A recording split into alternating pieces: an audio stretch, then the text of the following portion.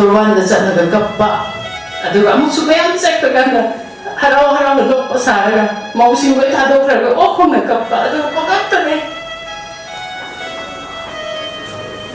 ningon gi punsidadi ningon chakobuna most important haibadi ningon sina yam pamjana ngaiba numit oe aduga aina hadapi ama oiruna isai naw sing manaka kira ko la jatpagi matam chubong phangidabado aina nungaijadabagi mathang sahidadi nakoina kowuda balerati aiga suyauna punna kaumina se aidu wana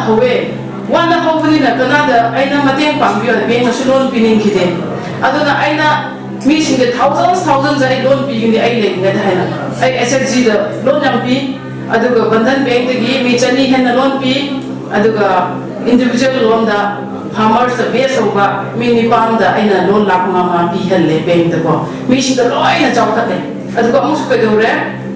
PMEGP gum da mi manga loan pi aduga MSME account hang ba kang businga aina personal loan mi singda develop da we ai mon de henna sen pai right mi di ado ID hojik bot le pani da pisa puran ba ni da be pai de ai na soiram ba ma moina RTI tawraga tu soire haidi chumtho pai chance pangina ko ado ai tawge habane ngasi phawdi ai ki mit mang da kana kumbi amatana one can ai mon da kari mun da haiba ngamde kari ki ai chumna toy aduna ai do hatok ni mi na ko kari ki chumna tawge haidi laibak sida asengba chumba le ni de ai do hatok ni bom phumje de bom bo khaire laira ba ai ki pakhan da le yum du bom bo khai wa ni da asengde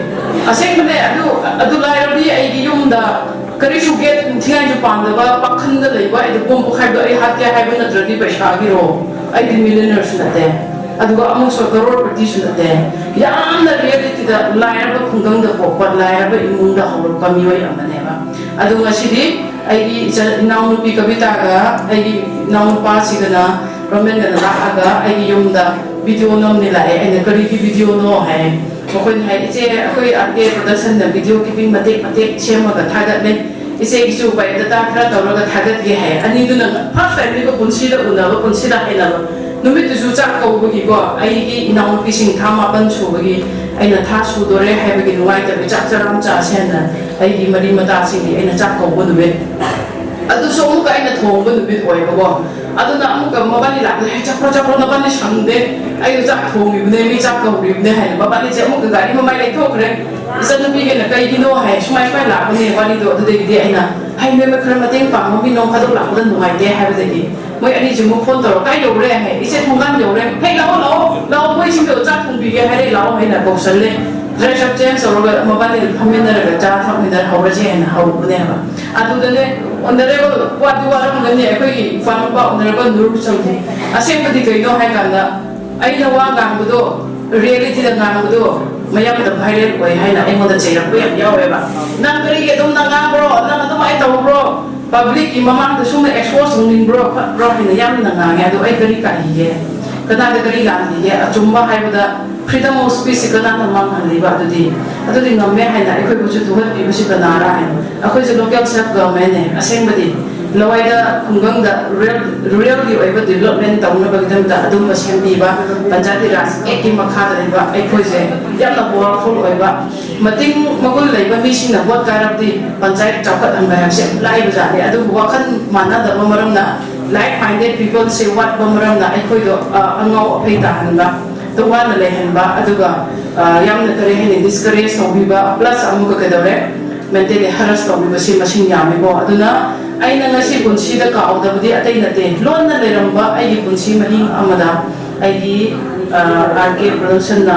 ai khoi bu nu si bidana aduga ai bu thibirak dana khunggang gi lojing loya da leiba wa khalon khajik mayam bi tawning ba si rasu let them akhoi de kisu ke bide hena ai di kisu kai de hai bi adu mo khalon da thabak tawning ba pam ba mioi ama ka ko na birana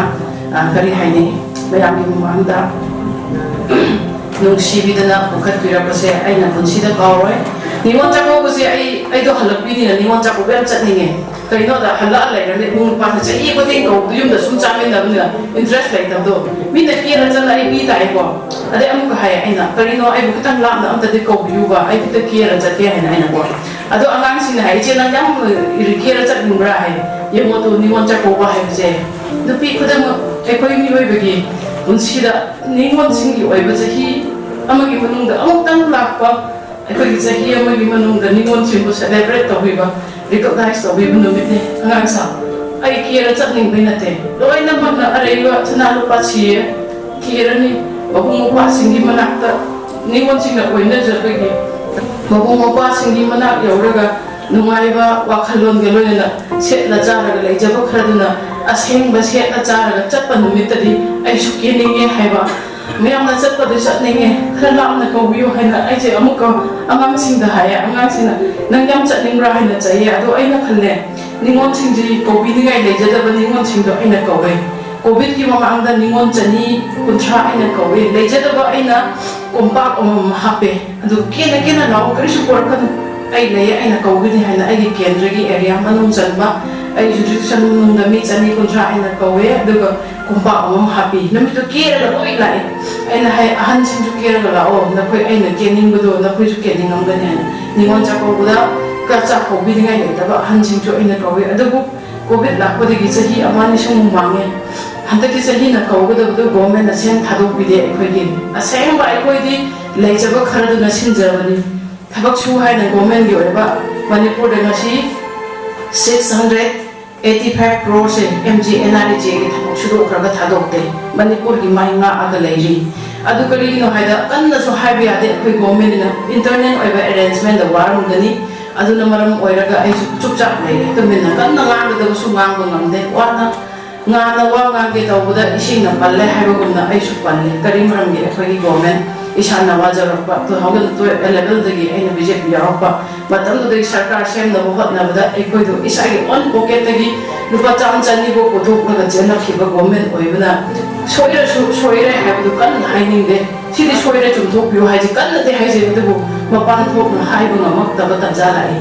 ꯍꯧꯖꯤꯛꯇꯤ ꯑꯩꯈꯣꯏ ꯑꯣꯜꯃꯣꯁט ꯑꯩꯒꯤ ꯄ꯭ꯔꯙꯥꯟ ꯑꯅꯤꯒꯤ GP ꯑꯅꯤꯒꯤ ꯑꯦꯔꯤꯌꯥꯗ ꯑꯩꯒꯤ ꯊꯕꯛ ꯁꯨꯕꯗ 30-40 ꯂꯥꯛꯁꯇꯗꯤ ꯅꯝꯃꯒ ꯂꯩ ꯑꯗꯨꯅ ꯄꯩꯁꯥꯗꯣ ꯂꯥꯛꯇ꯭ꯔꯕꯅꯤꯅ ꯈꯨꯠꯇ ꯀꯔꯤꯁꯨ ꯂꯩꯇꯦ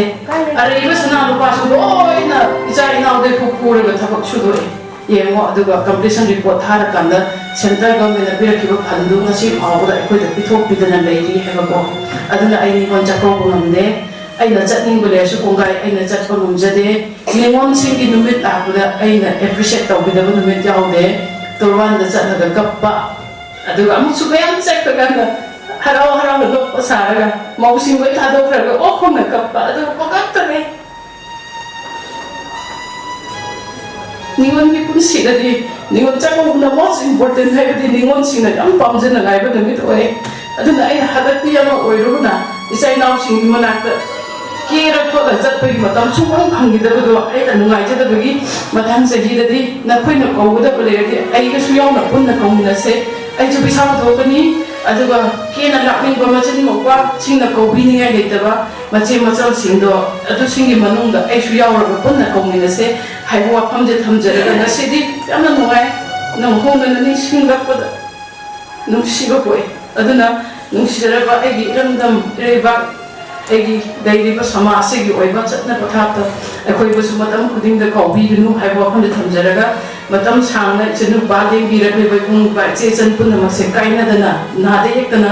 ꯃꯊꯪ ꯆꯍꯤꯁꯨ ꯑꯃꯨꯛꯀ ꯊꯦꯡꯅꯁꯦ ꯍꯥꯏꯕ ꯋꯥꯐꯝꯗ ꯊꯝꯃꯒ ꯃꯌꯥꯝꯗ ꯑꯃꯨꯛꯀ ꯑꯩꯅ ꯈꯨꯔꯨꯝꯖꯔꯤ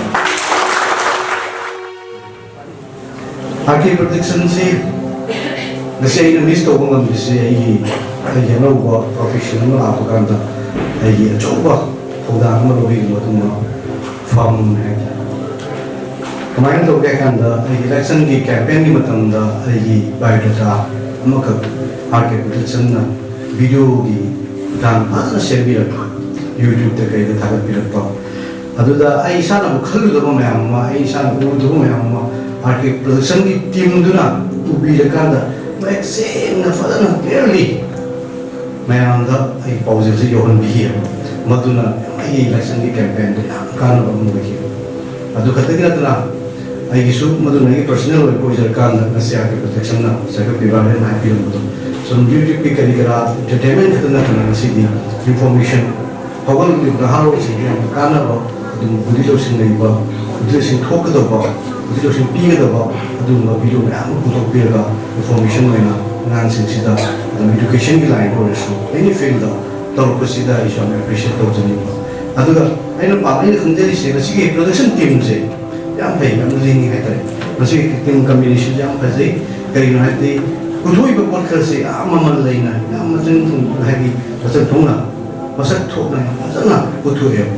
aduna tapadi masi team je yam phau team no ni aduna sina sigumba articulation na lowi ba to dang si atu to pa lai ba koi channel sing den na su mai lobby le koi google le koi ki tam da di smartphone ki kai youtube ki twitter ki instagram ki su ma tam ni na si da ka na ba ti ki ne ka do ta ngang si di lo da su si da su ke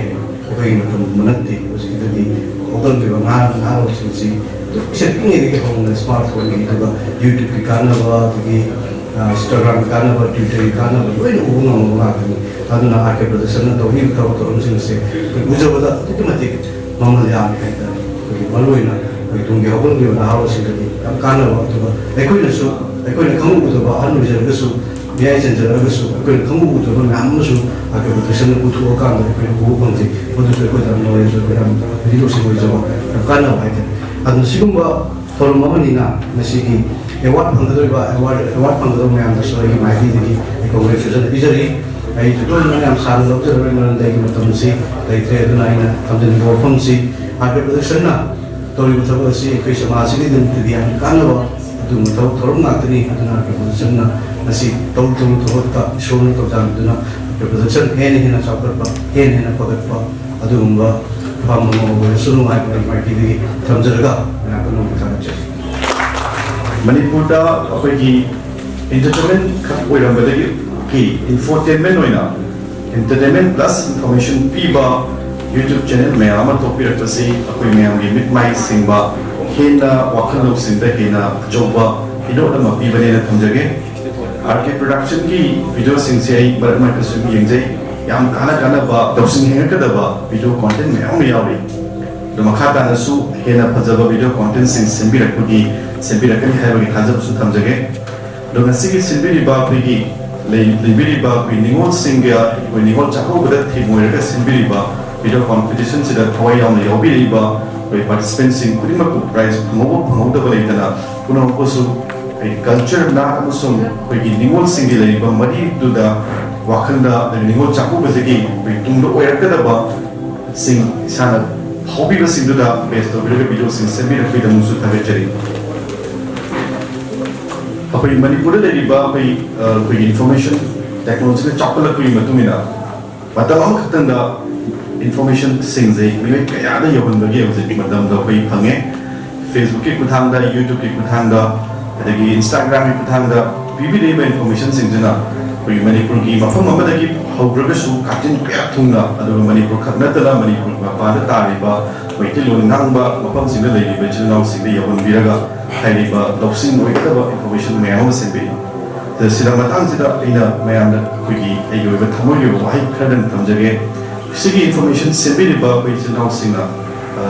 khara hena aina mayam ai tungi mirogi na mada thambira kada so na sebiri ba information se entertainment oiraga su fazada ba wai wata mayam na matu tamna da ba faza apoina hek ta bada daha singi hairi ba bai sing influencer ai to oi bani la mana hai ba mong mana ngang mong magi oiba attitude mari utba body language sing se yam matu tammi aduna koi manipur da riba youtubers sing influencers sing ai is humble request ni humble appeal ni somna kai gumba content ma sende matam da disclaimer gumba ma ai na hide wise si hide ba video si purpose ni si I don't try to copy hide the ching ko hide kan copy lagadi he na ha sing da entertainment nu suloba information nu suloba ke na kana boy ni ha ko paujai aduga amana akoi sai ki ngasi yawi riba koi hai ba video so if you engage koi special invitees koi special guest ki koi na phom dang nation biri ba wahi bam ja do bili ki koi ma ko pon jar pa football ki lamda ma na pon jar ko me ama do koi manipur ki football ki puari da koi ya powerful international player powerful photographer ba sum ba talented koi ba hidden no bele ma yam se art production na photographer ka na ma yam de yapan bear ko su yam no hai je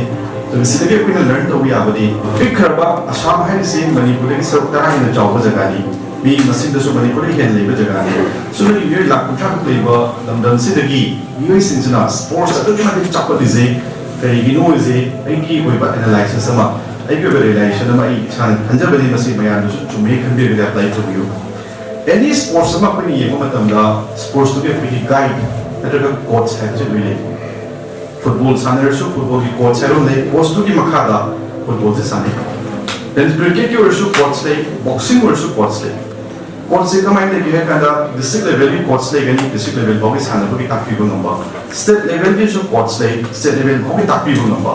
national ꯂꯦꯚꯦꯜꯒꯤꯁꯨ ꯑꯃꯨꯛ ꯇꯣꯉꯥꯟꯕ ꯃꯥꯒꯤ ꯑꯗꯨꯒꯤ skill knowledge ꯈꯪꯕ national wise ꯁꯥꯟꯅꯔꯛꯄꯗ ꯉꯝꯒꯗꯕ ꯇꯥꯛꯄꯤꯕ ꯉꯝꯕ coach ꯂꯩ ꯆꯞ ꯃꯥꯟꯅꯅ ꯏꯟꯇꯔꯅꯦꯁꯅꯦꯜ ꯂꯦꯚꯦꯜꯒꯤꯁꯨ ꯏꯟꯇꯔꯅꯦꯁꯅꯦल लेवल की कोच नहीं बट अदुबु अखोई पुंसीसी अखोई ओइबा गाइड तौबिनबा कोच अखोई लेरब्रा अखोई रेडी ओइरब्रा अखोई थीरब्रा मणिपुर लेबा अखोई पर्सनालिटी मयाम अमा लेबी हाइरिबा अतोप मयाम सिदा अखोई सोंथौरगा स्पोर्ट्स ने काफ वांग काग्रेसिव करिनो हाइतादी स्पोर्ट्स दी गाइड तौबिनबा अखोई कोच ले कोच तुगी मखादा अखोई याम नियम परिम चुमना अखोई सि पाखोई सुमाइना अखोई लेबा एकेडमिक तो ओइरसु then sana kuna bhagna business na bo issue then atop leriba say cultural ki issue akoi guide amagi makhada coach amagi makhada natraga punsi ki journey sida issue ai ki life ki coach amagi makhada ga chakam namta gari akoi the talent loi lega bani talent to akoi da error and trial method to ina ai na khanja bakar dusum hola jaraga ai le khanja bakar sum tau jaraga soiraga na amke ne yunga ta adugi punsi da koi chalaga leiba ai khanje अगर कहीं गुम्बा सिकी sports चौकट जुमाइना अखोई Manipur film खुदिंग में चौकट हंगे high टागरी अखोई से कोच नत्रगा गाइड तो बिना अखोई मिसे दरकार याम लेब्रा इन खली अदुना ओजा सिंह अखोई रिटायर तौर ओजा सिंह कॉलेज की ओजा सिंह अदगी अखोई हुजुजी अखोई रिसेंटली याम दरकार है मिसे के मारका अखोई स्किल हाइटर लाइफ स्किल्स मी अमो ने हिंग में दरकार है स्किल्स सिंह से मैम अखोई खंगे स्टेज अथोगा वा नांगरी दे अखोई कोई नांगरी नि अदो थोलगा अखोई से आइनि वा के नांगबा हजदबनी एसे लोई हायर खौई से आम फजर वा हाइनि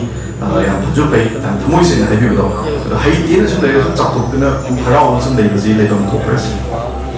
स्टेज में थोगा कमाइ वा नांगि है से स्किल मनि मसे तंबा या स्किल नि तापि द ओजा सु को मरा kai ले अदो थिरक बसि याम का करे हौजिकति यूट्यूब की मतलब नि इंटरनेट की मतलब नि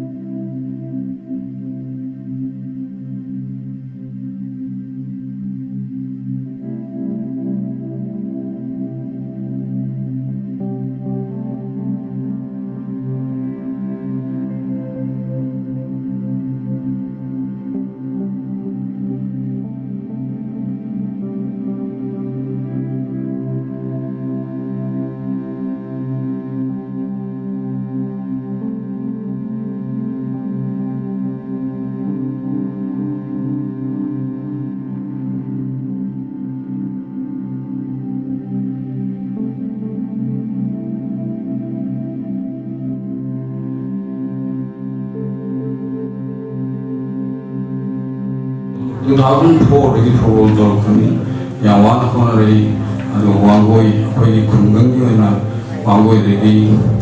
Indian Super League da sanaba player manga ki putok je gi besi adu hauji ti aingon da to ko khul de gi shugul de gi sharo de gi thawa de gi from different parts of Manipur football sanaba pa mama pa sing ko do gi boarding layer yes thamjani budi ai ele ho yo kunchi asida wangoi khagna to atopa jaga singi angang singsu sembo phungde khulung jawa ma RK production na PV re hena ainu tokje adu ta tare ko phungse hali wangoi degi khunno gi wanate Mangoi de ISL player manga talk about someone Mami di Palara, 83 lakhs per annum Hangwanang Yori. This is a very huge income. I don't club she chalai Kaka she hope they don't get holiday. Na Bangita Zedi. Assuming professional player hope Sanabudagi, Sanabuduna Maramuga, Sipai Kandiva, Anganganidi, Ma Namjawachahi toy. And I tell yes. See something education or not, Walavajala, either from Mayundadi or school release, Handudadi, school in Kachavani, Academy, football Katikinate, like Suyam. Aduna parents wajasing akang ay sintana raga asai yang pamjari ba nipung phungina kadinuna pambam thoi ba nungsina ba haibu karamna sagat ba yagadi karamna tambi ba yagadi haibsi aina yang ko na khanja ai oina di pamjaba gi wa tuni methodology de khangde moi de lokshin de na Kan I say personal profession I just target agriculture engineer and how can you Pradhamantri Krishi Sinchay Yojana ki Makhala micro irrigation equipment supply to we thok to we madudagi labor resource na school ki football ki namna ising yauna pami yam ta ho ising je lai ta we ne ba ningam da da oi hang re labuk sing yang nungai budi ising kayam darkar lai de paro kanda Nomada 7 mm irrigation pibada aku poche duit khawe adana rabi season da magi crop sigi life span si 90 days in lower si ring manunda some 30 days mudi nong tare 60 days in nong tare and 60 days irrigation pita 60 into 7 420 millimeter of irrigation piraga kone evaporation mannoya paithokna manghiba percolation the soil da lainung da chupsan hibagi manghiba ga thaga su 500 millimeter gi rainfall irrigation pita ni akoi rabo jingi kopi wa hangama ga wai sangani so amuchi isinji Kasina Hoida, like Topra and Yitagadi. Manipugi rainfall 1,400 millimeter. Tahim the ties. I don't know to give 1/3 Pumba, a quay Tunjan the Targadi. Manipu potato Putoyani. But must be talking on the I should lay the Langina. Like about human Shiva, me who go to Tại ác cái relation đó tàu đi nung xin lo lu revive tàu xin tôi biết có hai bộ rồi nữa này xin lại cái gì lối lạc thế này anh nói ai cái tháo ra rồi thì mà xin ông bảo nung xin rồi ông khăn là làm cái hai cái gì mà xin cái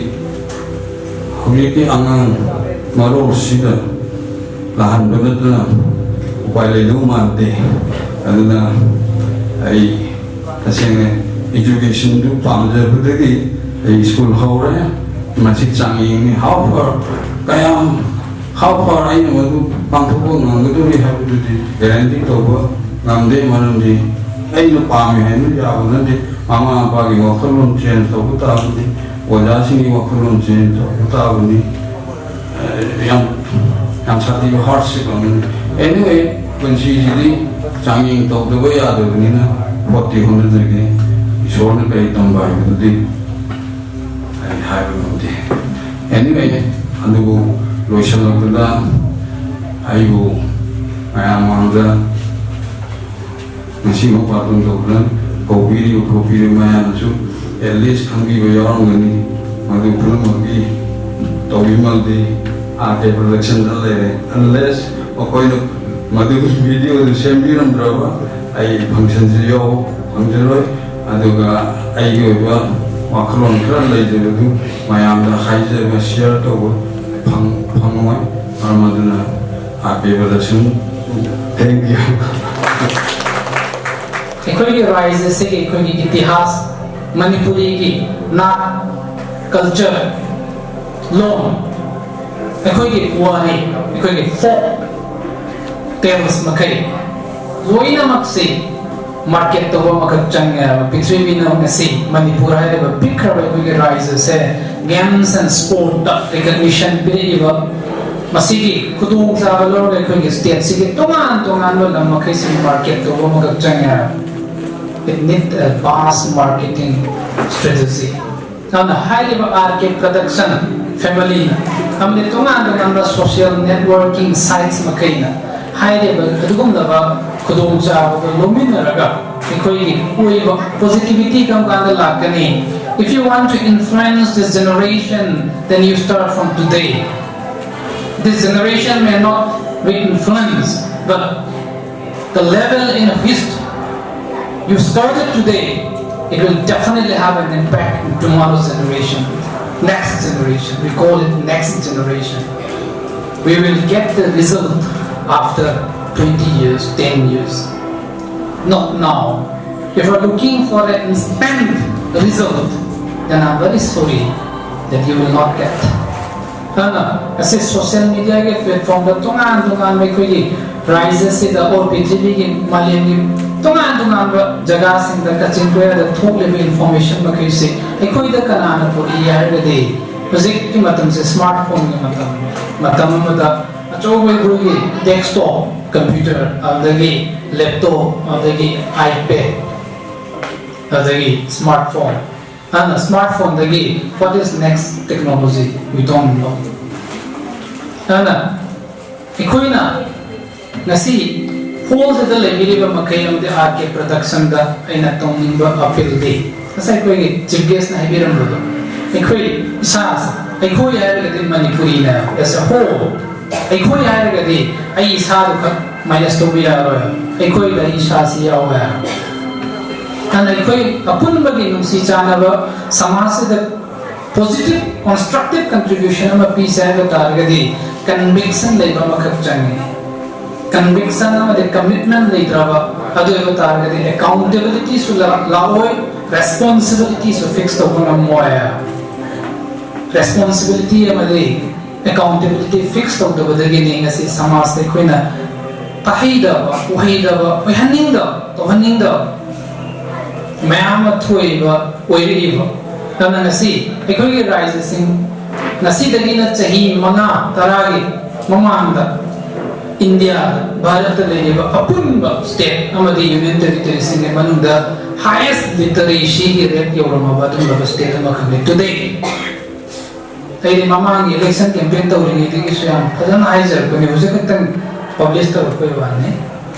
because when I was pursuing my MBA, I conducted a survey and I found that the school dropout rate and the college dropout rate in our state is increasing day by day, and that in result is that today we are the highest dropout percentage labor in primary education, the high school, the higher education, the equity states will even have. The reason is we have to find the gap. And the responsibilities it is not only the responsibility of the government. Government has daitya isha isa Mama Poy sing the guardian sing the Satra Wiliva Satri Wiliva sing the Nikoisi Shani Shagi Pehle Apne Giraban me Hat Dal Ke Thora sa Gatan Juk ke dekho haiba Hindi ki Fazal ko Roma Ledan Manipuri the higher than the very me is among Sitri the Sagi Sumana Sitlo then I go see Shana say Yi Mamakat Changa Koisi, and I used to go Makatsi. Katawa, the education that was a give la agadi, we will definitely face the highest humanitarian crisis in the next 10 years if we do not make correction today. And I give the focus to social networking site, RK production, social issues, political issues, economic issues, as well as cultural upbringing, promoting the subsana season of the sustain the effective positive society of the same with the Chatoira Fudan, Romendrajit, my Pakania from the Funduction or from Garrison Tamzeraga, Swamlava competition, saying anyone Chatoira, the Pantui, assumed on the Toman by Ferry. Rises in the talk by top by uniqueness of Badunga, Tungan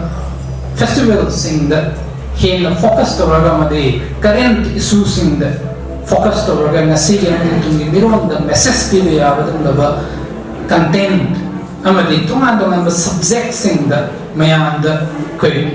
Gyan Tana Bohona, information, Pina Bohona, Amadi knowledge. Build to none of the Choba died the Lomina sea I go from Percy Tanzeraga, may I put them upon Mukana from the Kaitan. Okay, Jose Penoni, England, the National Press Day 2022, social media importance, and then it's a Himana Tarazida, technology Chapalapaga, Loina, social media importance, social media popularity, popularity hankered Pagawina na. Ako news channel kita so mushroom toro. Si issues kamay na address taon na bidang ito na ito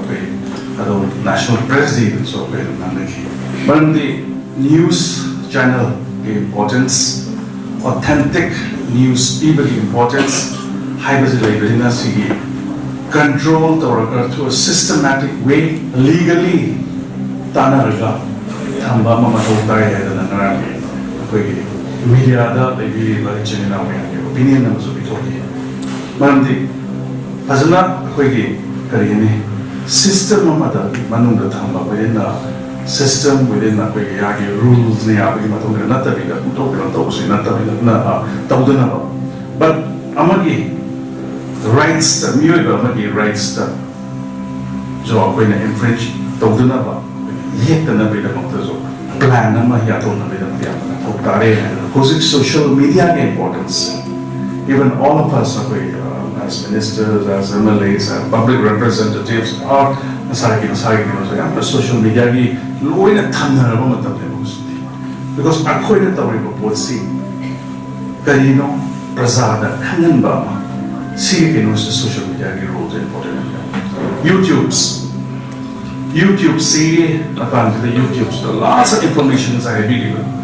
Kamana public speaking, kamana amaga direct ogani. Kamana exercise ogani, kamana chagani, kamana pangani, body language na kamana toba. It's all there in YouTube. It's all there in YouTube. But now, okay, internet is kamana season in a positive way. Saying aside, entrepreneurs, Kimapanga, as an honorable MLA, my history about kind of the audio-visual presentation that our history, individuals, then now what? Manipur, kita magta production production produce to aware with the big habit. Manipur where we are. Manipur history kamay na tawi. Manipur kari the Pazaya subtitle Thamaga. Pitri is the Kalnana because Manipur is a recognized state. I don't know where happening. Ako'y side ni, ako'y Roman side ni. Sige is the history that that's over kay Toki here. Even ako'y sida pamilo may about kandawi around with Battle of Imphal, Second World War is a science significant way. Matano the Kate Hockey. Assume the science in the Subhash Chandra Bose Kari like. I will give example history is Jose the Sena, Nambol, Hojing, Mongjing, Haiguzam, Kabi, example six sites. We now Moirang si side sila kari hena kasi 80 years plus suba World War II matam duda gyan tara ba matam duda kari thoki ke Angrezi ka kari thoki ba Japan land duda kamay thoki ba hai khang ba mi le ni ko lai ni ba so lai so lai ai na khang ba jam lai adu re ka di moi ta ki testimony ma lo matam duda ke video ke no le thamjin view history अफब फतब Tungi future की Tungi tourism की सिगुम्बसे लोइना कानारकदोइ अन testimony फजना थंबियु अहंजिगी अन सी मयाम से लोइना कानारकदोइ नंदि मणिपुर की rebuild होजे मणिपुर जी अइना size of the recognise मणि शोर को जी अन फजना जगह ने ना बीबी रब के no we have to use it we have to promote it and sugumba YouTubers in a very positive way state the me the market positive learning negative learning but more as a concerned citizen of the state positive or positive promote and Manipuri culture Manipuri the same the ras de la it's a big I don't see I unique uniqueness that uniqueness in our state the lady states that fundamental community mayam ji ke phasab se promote the one that picture is a thing be the one do kamai ho se am lai gre ke ai no se wang nang ba ai no se no there is a life happen in America so amada so no you do so that message positive of a message mayam do this is spread over the through the technology is padala ne am line spread the way are am line santo way are aduna sigi santo kuza Manipur ke positive or positive talent akoi da adu Manipur le minari me am akoi da talent oi pito kuri ko na ya nu mai sai aake production family amuk hena apaba team da puthok piraga bhajagar Manipur se promote dong na be da makta akoi Manipur ke praja punamak promote the non of the way when I mean a sea as a guy so I assume that is quite Jumi art production Hibasi art Madike Romendrajit Amdi Kavita Hibani Adubu art production high targadi si Miyoi Ani Kabnate Loop Amanate company Amanate Miyoi Pumbagi Mijam Kudimaki Thamoy the power by Igul Lale di Kamba Wakat Hamdi Lekaba Hadi Hydromiba, Hydro, Rafana, Kanito, Padaki, Havaki, Akiba, Mamio, Kudimaki, Mijam Kudimaki, Tamoy the lady of Ocean Dog, Tamoy the lady of Wahamdo, Kamana Jintu Oga, Mayama Manga, Hazaro, Haida, Utopam, the lady Hydro, Adugi, Taran, Reliefan of Wadara, Masigi, Arcade production, Ipino, Asida, I could Europe, Bani, Hibasi, the Hyman Metokoi, function Ashibu to Inihena, Mapum Pahan Viva. Function achigi mapung oiba thongdam lobiriba RK production family members namapo ahan maktada iko no na khurumjari adumgi thongdam yana chawi RK production family harakanda volunteer card yana kanda ekoi sida wana biriba makoi lanna te hajani RK production gi video upload tawra ko kudini matho amagum notification hekla paga jong jhala video yengiriba video sila si shoire si fazare si helani si walani na comment pibila diba kunna makto RK production ni family members ni hajani na zada ba kita ayang ba thinda semi ba video pada tunjota chale apa ba chale serious topic ta chale adu chapagi matti kanogi chagya suki mati wale adu serious topic ta political right ki matangda social awareness के मतलब video है share में बा view ला आगे आपको थोड़ी आपको YouTuber Amo इन्हें आपको ने YouTube टा ना ड्रगा Facebook influencer और ना Facebook पेज था का लिबा वीडियो लगी मतलब ता YouTube ना ड्रगा का इन्होंने Facebook ना फिर भी ad तो अरु लगी आपको minimum amount खराब हो जाए minimum amount की मतलब जो आई वो मखाता जरा के minimum amount खराब हो जाए आपको YouTuber अमो इन्हें आपको जो फायदे काना बसली मयाम ना skip tawla bila video sang yinginge advertisement do yinginge aikoi na kane akoi viewer amo hawna a serious topic se akoi yinginge na le diba makai di RK production ma si shem diba video se akoi le na semja khigani RK production की video से मगी मता नमो Hazra YouTuber में हाकार में याना सुमाइना खाले lakh Amo video चक्रे lakh Amo video चक्रे लाख ना video चक्रे मुझे लाख हरा ला आमनी है ना या नो मोवानी थाम तो कोई लिशिंग करे लाख पे यावे थाम तो लिशिंग करा रहे कि कितना हिंदी बजी यावे local at lower than a makoina listening on people listening up because yawi and people yawi mimi to give a to me kuna tadari effort to give a to me that's in Nigeria kuna videos in Ramadan the minimal charges of a lojo must yes you walk on it how's it mobile I need to know yard cover the heat matama chana mobile material from the young town when I take a material tabo mobile on couple later I really hope to do mobile or laptop ama matama chuna the pomata mobile recording I mapung ay bathabaki ay script sagale script research taw adugi makhata ba editing gi role like recording sina maru ina daro Romendrajit na anam taw bane kari ko hiram khara da di akoy yam thina khada ba zu yawe maram di controversial oi de yani di have the miyo ba mo bane na individual mo bane na ko mo chana da ba adu mano hore recording taw hoi mafam du di akoy recording studio like de juna samana namna ko wala jo akoy YouTube le tharo ba ya ba mo oi de yang ngani yang mau ka ba me yang tani ma ko ya do criticize of video media so ki ma de akoy wa ka ba sin wa ta na lai gari ngasi video sembi lisin tu ju khambira ngani dubbing da wama tanda recording studio ama sun social dan sangaw ngani akoy gi recording studio di daro Romendrajit ki second hand alto ka akoy gi recording studio kaino to junate ko akoy gi do automatic to junate ba manual alto ka do second hand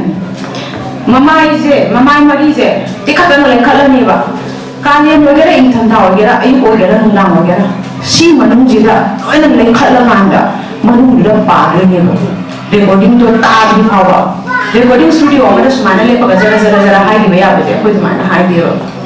मनुंग जिला फुंगत पमरा तुदा फुंगत पर बिना करी मतिंग palm की high बजा कोई जा कहीं noise cancellation जे आपको ये तो मोबाइल आपने तो ये फोटो नहीं आता मैंने noise cancellation जे तो मैं पाया फुंगत पमरा तुदा अरुगी लोगों के दारू Romendrajit आया सुखी बती था वाले ऐन माबू फाड़ेगी मम्मों ने फाड़ेगी पांच जब ऐन ले लिया बुन सिंजिदा बुन अम्मा का फाड़ा था इसी बुन जिने माँ खाम भी आम करे ऐन recording हम वाले रख रहा है तो बोले ऐन नॉन्टी ऐन तस्वीर नॉन्टी माम दी ऐन suffocation जे खड़ा कोई थूनो कोई कर लेगा अरुण हेक अरुण ले खला बा suffocation और ने ऐन नॉन्टी मारी तो अपने ना वीडियो हमें सिंपल मतलब दा simultaneous question या भांगे कई उनका खाना क्वेश्चन भी तो साउंड में पास हुआ ना लाकर आके प्रदर्शन की लेते ना जंक्शन जब लिबा संडे पाउडमखोल अरे सैटरडे नाइट अंगप सीरीज इधर अकोई मनु मपान पॉलिटिशियंस सिमी लौनी छात्र ओजा पुन्ना मक्की तुआन बा different spheres of life different field तलाइबा मियोय खुदिंगमकी अखोय वीडियो सेमबा ngamnaba hotnajai video ki matangda sem khre microfinance ki asoiba chumba mayam ki matangda sem khre sports ki matangda sem khre atoba hiram yaringai akhoi semba ngamnaba hotnabre makhata na sungsho shodana ngamnaba hotnarakani masida akhoi na pamjariba akhoi na nijariba se mayam ki support